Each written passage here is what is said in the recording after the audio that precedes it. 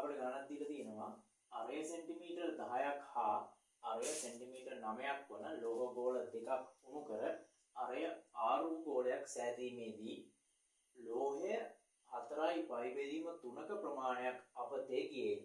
සාධන ලද ගෝලයේ අරය වන R සොයන්න කියලා. එහෙනම් මේ ගානේදී අපි බලන්න ඕනේ මෙතන අරය සෙන්ටිමීටර් 10ක් වන ගෝලයක් තියෙනවා.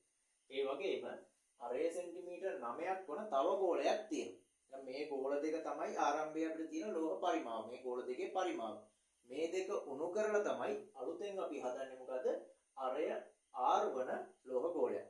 එතකොට තව අපිට කියලා දෙන අමතර தත්ත්වයක් මෙන්න මේ විදිහට ලෝහයේ 4.3 ප්‍රමාණයක් අපතේ ගියා කියලා. ඒ කියන්නේ ආරම්භයේ තිබුණු ලෝහ පරිමාවෙන් 4.3 ප්‍රමාණයක් අපතේ ගිහිලා තියෙනවා. එතකොට මෙතන තියෙනවා අරය 10 සෙන්ටිමීටර වන ගෝලයක්. එහෙනම් අපි මේකේ ආරම්භක ගෝල දෙකේ පරිමාව සමාන කරන්න ඕනේ අවසානයේදී හැදෙන ගෝලයේ පරිමාව සහ අපතේ ගිය ලෝහ පරිමාව. එහෙමනම් මම ගන්නම් පළවෙනියටම ගෝලයේ පරිමාව 3න් 4යි πr මම එක කියලා ගන්න. එයාගේ ඝණය එකතු කරනවා අනිත් ලෝහ ගෝලයේ තියෙනවා එයාගේ 3න් 4යි πr දෙකේ ඝණය මේක සමාන වෙන්න ඕනේ අපතේ ගියපු ලෝහ පරිමාව සහ අලුතෙන් හදපු ලෝහ ගෝලයේ පරිමාව කියන දෙකේ එකතුවට. එහෙනම් අපතේ ගියපු ලෝහ පරිමාව තමයි 3න් 4යි π ප්‍රමාණයක් තමයි අපතේ ගිහිල්ලා තියෙන්නේ. ඊට පස්සේ මේකට එකතු වෙන්න ඕනේ අලුතෙන් හදපු ලෝහ ගෝලයේ පරිමාව. ඒකේ අරය R කියලා කියනවා. එහෙමනම් 3න් 4යි πr ඝනය විදිහට අපිට ගන්න පුළුවන්. දැන් මේක අපිට කැපිලා යනවා. මෙන්න මේ 3න් 4යි π කියන කොටස මේ හැම කොටසෙම තියෙනවා. ඒ 3න් 4යි π කියන එක මෙන්න මේ කෑලි 4ෙම තියෙනවා. එහෙනම් අපිට පුළුවන් ඒක කපලා දාන්න. ඊළඟට දැන් අපිට ප්‍රකාශනයක් ලැබෙනවා R1 ඝණය එකතු කිරීම R2 ඝණය සමාන වෙනවා. මෙතන කැපිලා ගියාට පස්සේ 1යි මේකට එකතු වෙනවා R වල ඝණයට.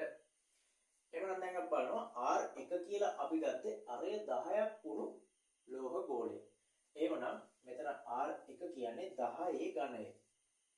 ඊට පස්සේ මෙතෙන් දෙන්නේ නම් 9 ඝණය. එකතු කරන මේ දෙන එකතු කරාට පස්සේ ඒක සමාන වෙනවා 1 ධන R ඝණයට. දැන් මේ අපි දන්නවා 10 ඝණය කියන්නේ 1000යි. ඒකට එකතු වෙනවා 9 වරක් 9 81යි. එයා ආයම පාරක් 9ෙන් ගුණ කරාට පස්සේ 729ක් කියලා එනවා. 729. ඒක සමානයි 1 එකතු කිරීම R වල ඝණයට. එවනම් දැන් මට R ඝණය තනි කර ගන්න ඕනේ. මම මේ එකේ ඉලක්කම මේ පැත්තට ගන්නවා. මේ දෙන්න එකතු වුණාට පස්සේ 1729යි අර එක මෙහාට ආවට පස්සේ ඒකෙන් මේක අඩු වෙනවා. එතකොට R ඝණයට සමානයි. එහෙමනම් මෙතන එනවා 1728 සමානයි R ඝණය කියලා. 1728 හැදිලා තියෙන්නේ 12න් ගුණලා ආයම 12න් ගුණලා. ඒ කියන්නේ 12 ඝණය. 12 ඝණය සමානයි R ඝණය. එම නිසා මම මෙතනින් උත්තරේ ලියනවා මේ දෙන්නගේ මේ තියෙන දර්ශක දෙක සමාන නිසා මේ පාදයන් දෙක සමානයි. මොකද මේ බලයන් දෙක සමානයි. එතකොට දර්ශක දෙක සමාන නම් පාදයන් දෙක සමානයි. එහෙනම් මට ගන්න පුළුවන් R සමානයි 12යි මේකේ ඒකකයේ වෙන්න ඕනේ සෙන්ටිමීටර. එහෙනම් අලුතෙන් හැදෙන නව ලෝහ ගෝලයේ අරය ඇවිල්ලා සෙන්ටිමීටර 12ක් වෙනවා.